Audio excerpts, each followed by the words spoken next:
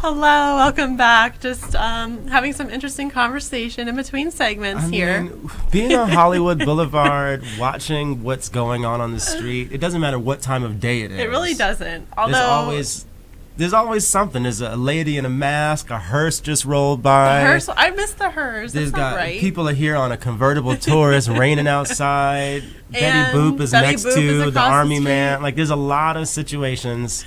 Is that a saxophone? Because, I don't have my distance glasses on. It's a saxophone or a bong. I'm not sure. I thought it was like someone laying upside down with their legs spread open. At the gold could also be that. This is Hollywood. That's what I'm saying. Like, who knows? It's all up for interpretation. Who knows? We're next to a place called the Pie Hole. I don't know if they sell food. It's like they sell, little baby pies that are probably $12, and I'm sure are not that great. And they don't have gluten-free, which...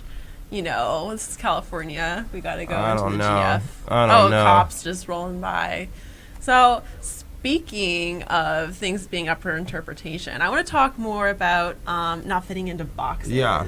And about our identities in that context. Do you ever get people who try to question your stance on not being in a box? Because I know sometimes I deal with that. Yeah.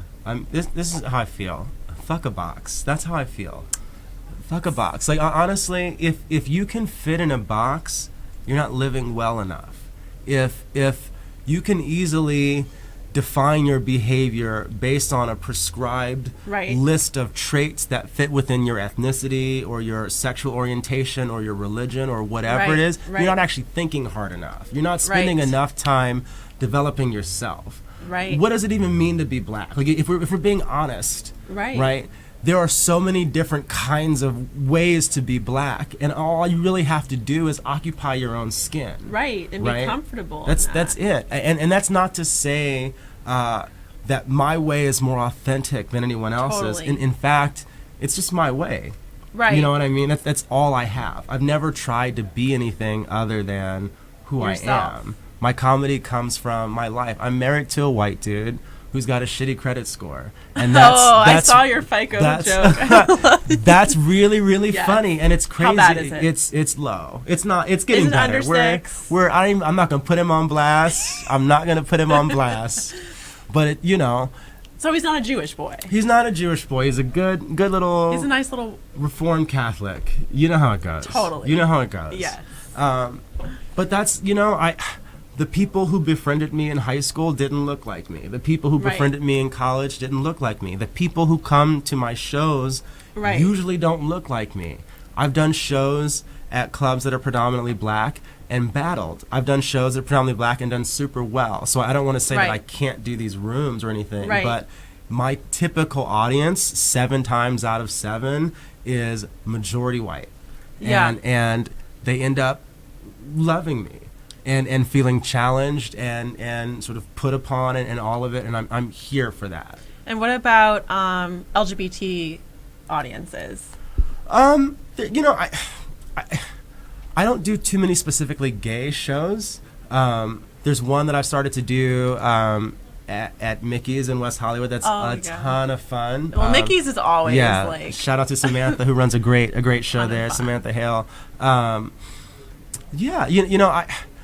My material's interesting because I don't spend a lot of time sort of dealing with the typical gay subjects. Yeah, I just talk about myself. And that's really refreshing because I think, and by and large, we'll talk about this a little bit in the next segment about my take on looking at identity from the perspective of narrative. Yeah. And really reflecting on our own journeys and not letting other things the society tries to superimpose on us taking over. Yeah. So you allow yourself to just breathe through your own journey. Well, and it's also not that you're not aware of shit that's going on. Yeah, but it's also a part it's how you market yourself, right? There's a lot of comedians who are gay, who do material that is sort of ubiquitous to the culture.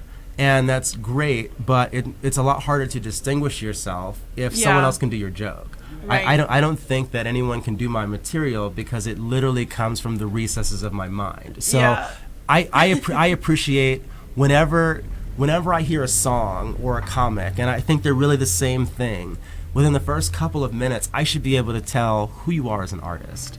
And so my standard to myself is, who are you letting the people know?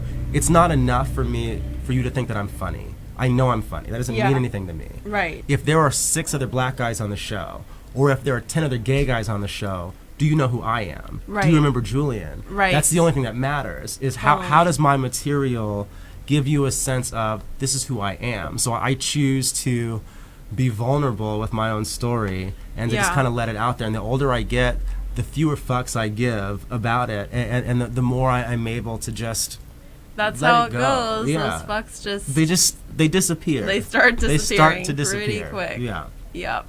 I agree. And I just think it's great the way you take the word token and you just like turn it on its head. 100%. Like, I think that's really important.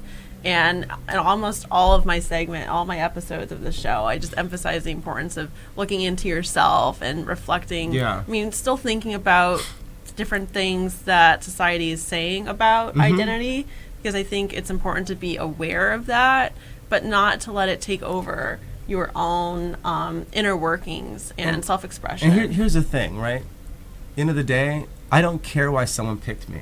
If someone gives me an opportunity because they feel like, oh, we need another black guy, oh, we need another gay guy, that's their motivation. That's got nothing to do with me. And that's you can pick me for whatever reason you want. I'll be your token, but please understand, when I get there, you're getting something more than you expected. Exactly. I'm not conforming to any particular box except the one that I choose to live in. Right. So when you're going to the radio side, when you're talking to your guests on your radio show, do you take, because I only listened to a couple clips. Yeah. Do you take a specific angle, or just kind of shoot the shit and like let everyone just feel free to talk about whatever? It depends on who we have. So, for example, last week we had one of the mayoral candidates on there. So we spent a lot of time talking about issues. A lot of people don't even know there's an election coming up on March the 7th. And we have more issues than just the mayorship at stake. You know, we live in Los Angeles, where Democrats have a dynasty on our politics. So it can't be enough to just vote blue and think that's going to fix potholes right now. So we tell me about it. So we get into real stuff, but then we also talk about what's going on in the weed community, and that means we're going to take a long smoke break sometimes. Nice. You know what I mean? Let me know when you do another episode like that. That's called every episode. Nice. We'll definitely have you on. For sure, please. We bring in new artists, and we'll give them a chance to shine. We brought in a guy and had our DJ like, yo, would you actually play his records in your mix? And DJ's like, no. So if not, we'll get into that too. We keep it really, really real on the show. I like that. Yeah. We're not afraid to offend people, especially my co-host Tilo. His life is offensive, right? But at the same time, we're consistent. You know what I mean? Right. We treat everyone with respect until they lose it. We treat everyone. Can you just provide one little story? Yeah. Of So okay. It, so and I'm just trying also to see what's happening. See what's with going on with the cops across outside. the street. Yeah. Like, wow. We had an incident, for example, with a contestant in the Miss California beauty pageant or something or other. She was a contestant? She was a contestant, and she and my co-host got into some beef about relationships that ended up in a really interesting shouting match. They got Give one me of a our little snapshot about something that she might have said versus. Basically, he was trying to make the point that her relationship may not be stable with this sort of dude that she was dating, and it just got erupted. It was volcanic. I love that. And I just kind of sat there and just went along for the ride, because I mean, it is what it is. Like, how are you gonna hide that? Sure.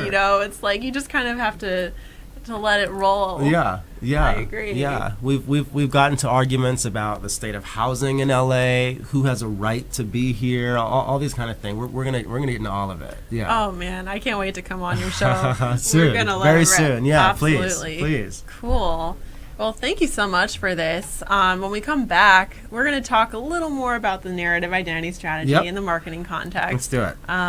You pretty much have your marketing ducks in a row, but it's still fun to explore and do a few exercises. Absolutely. All right, we'll be back. Looking forward to it.